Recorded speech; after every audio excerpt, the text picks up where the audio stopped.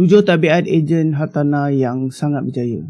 Dalam dunia hartanah yang semakin mencabar, kejayaan bukanlah sesuatu yang berlaku secara kebetulan. Kejayaan hadir melalui tabiat, tindakan dan disiplin yang diamalkan secara konsisten.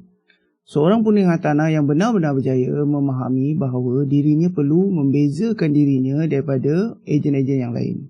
Mereka tidak bergerak mengikut arus, sebaliknya membina haluan sendiri berdasarkan tabiat yang menyokong jangka panjang mereka. Dalam usaha menjadi punding hartanah yang berjaya, seorang mesti tahu bahawa tabiat hariannya akan membentuk masa depannya. Seperti kata dalam buku terkenal The 7 Habits of Highly Effective People yang kita selalu baca, yang kita semua baca, karya Franklin Covey. Perubahan besar berlaku dengan tabiat kecil yang dilakukan setiap hari. Maka berdasarkan semangat tersebut, berikut adalah 7 tabiat berdasarkan dasar yang ada kat dalam buku tu. Berikut adalah 7 tabiat yang diamalkan oleh ejen hartanah yang berjaya, yang benar-benar berjaya. Nombor 1, perunding hartanah yang berjaya, dia mengambil 100% tanggungjawab terhadap hasil kerja. Ejen hartanah yang berjaya tidak menyalahkan ekonomi, pesaing ataupun syarikat ataupun agensi dalam keadaan luar apabila prestasi mereka menurun ataupun tak ada prestasi. Mereka tak tengok kat luar. Mereka faham bahawa menyalahkan orang lain tidak akan membawa nilai pada perkembangan diri. Sebaliknya, semakin teruk keadaan, semakin kuat usaha mereka untuk mencapai peluang daripada cabaran tersebut. Kalau sekiranya mereka terus-menerus menyalahkan unsur-unsur luar. Apabila berlaku apa-apa saja masalah di hadapan, kekangan pergerakan, ramai ejen hilang arah. Ini contohnya berlaku masa COVID. Ramai ejen hilang arah. Namun, ejen yang berjaya, dia tidak berhenti. Mereka terus bertindak, beralih kepada digital platform, mengikut sesi latihan melalui online setiap pagi, melakukan role play tanpa henti, mengulang kaji skrip, meningkatkan jumlah panggilan kepada pelanggan. Walaupun masa ketika tu dunia tak berjalan kat luar, tapi kerjaya mereka berjalan. Walaupun dunia berubah, matlamat mereka tak berubah. Inilah ciri seorang ejen yang luar biasa, yang bertanggungjawab sepenuhnya terhadap tindakan dan keputusan mereka. Nombor 2 ialah bertekad dan konsisten walau menghadapi banyak rejection. Tabiat kedua ialah ketabahan dan ketekunan. Ramai ejen yang berjaya, dia tidak mengambil perkataan no secara peribadi. Mereka tidak mengaitkan bila orang tolak tak nak tu dengan kegagalan diri. Setiap rejection hanyalah satu langkah lebih dekat kepada yes. Mereka bergerak dengan tenaga tinggi, penuh disiplin, mempunyai rasa urgensi dalam setiap tindakan. Dalam situasi di mana sesuatu urusan jual beli itu gagal, mereka tidak meratapi nasib. Sebaliknya mereka bertanya, apa yang aku boleh pelajari? Bagaimana aku boleh elakkan perkara ini dari berlaku lagi? Mereka bangkit cepat, kekalkan sikap positif dan terus bergerak ke arah matlamat yang lebih besar. Yang ketiga, seorang punding hartanah yang sangat berjaya, dia bertindak dengan tujuan dalam setiap interaksi. Apa saja yang dia buat adalah ada tujuan dia. Setiap panggilan, email, setiap lawatan ataupun inspection, setiap viewing, semuanya dilakukan dengan matlamat yang jelas. Punding hartanah yang berjaya, dia tidak berjumpa pelanggan hanya untuk melihat apa yang terjadi. Just nak tengok let's see apa yang boleh berlaku. Mereka tahu apa yang mereka ingin capaikan. Okey, apakah objektif utama dia, apakah cadangan alternatif, apakah value atau nilai yang nak disampaikan.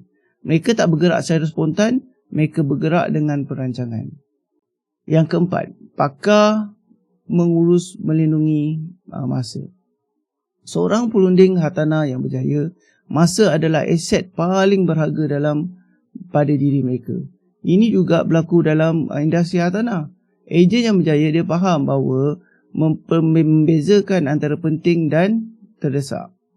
Apa yang penting, apa yang urgent. Jadi kalau kita gunakan teknik Eisenhower tu kan, urgent dengan important, ini boleh membantu. Tugas penting ialah mereka membawa tugas penting mereka membawa lebih dekat pada matlamat.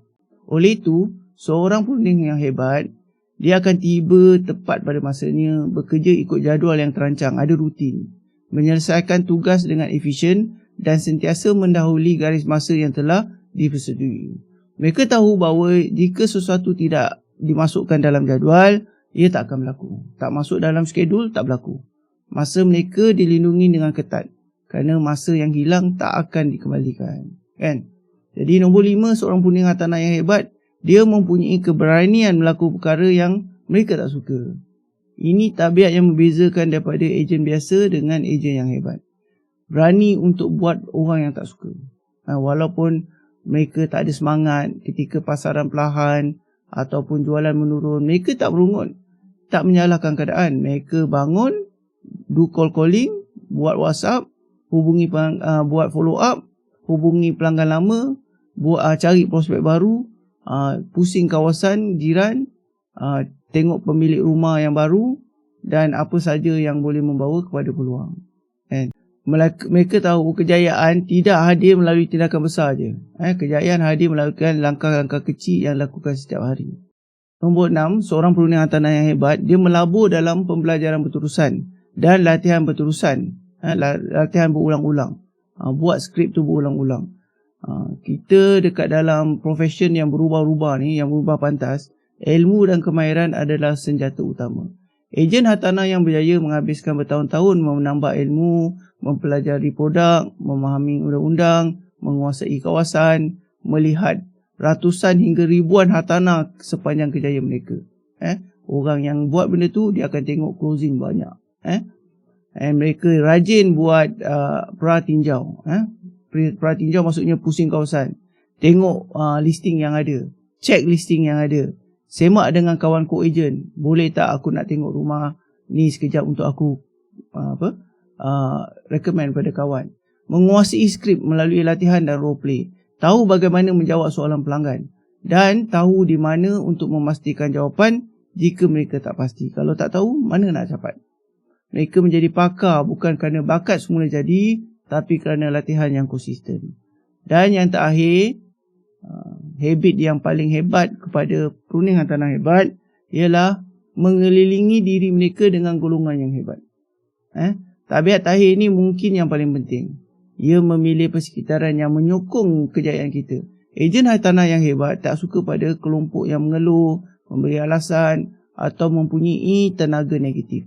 Mereka memilih untuk berada dalam kawasan yang berfikiran besar, bekerja dengan ejen yang rajin, dikelilingi dengan mentor dan rakan seperjuangan yang komited. Dan berada di dalam budaya yang mendorong disiplin dan pencapaian. Mereka tahu bahawa persekitaran membentuk pemikiran dan pemikiran membentuk tindakan. Jika kita berjaya, jika kita ingin berjaya, kita mesti keliling dengan diri kita dengan orang-orang yang ingin mencapai benda yang sama ataupun yang lebih tinggi daripada kita. Kesimpulannya, kalau kita nak berjaya, kita kena bersama dengan orang berjaya. Hari ini membentuk masa depan. Setiap hari kita menjadi sesuatu berdasarkan apa yang kita buat sekarang. Sama ada kita menjadi lebih baik ataupun menjadi lebih buruk. Ejen hartanah yang berjaya, dia faham kejayaan tu adalah datang daripada pilihan harian. Apa yang dia buat pada setiap ketika. Bukan nasib. Jika ingin hidup kita berubah, maka sesuatu yang kita perlu lakukan setiap hari mesti berubah. Jangan kita nak tunggu inspirasi. Jangan kita nak tunggu mood baik baru kita nak buat. Jangan kita nak tunggu keadaan sempurna baru kita ekonomi bagus, orang berpusu-pusu nak beli, baru kita nak buat. Baru kita rasa nak kerja. Tak, orang yang fikir, orang yang bagus, orang yang hartanah yang bagus, dia akan sentiasa berasa nak kerja. Tak kisah apa pun berlaku. Jadi orang yang macam tu, dia akan pergi jauh. Dalam dunia hartanah, kejayaan datang pada mereka yang sanggup berkorban. Bekerja walaupun letih dan terus bergerak walaupun tidak ada siapa yang melihat. Kita tak ada bos kan. Dan akhirnya soalan yang paling penting ialah bertanya pada diri kita sendiri, apakah perubahan yang aku lakukan hari ini supaya akan menjadi hari ini adalah hari yang terbaik untuk aku. Jadi itu ada rasa bersedikit 7 tabiat seorang pengundi hartanah yang berjaya.